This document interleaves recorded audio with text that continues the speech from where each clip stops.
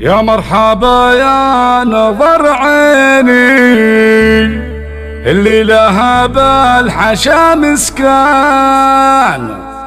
حفيدتي بهجة سنيني بوجودها نور الامكان، بوجودها نور الامكان.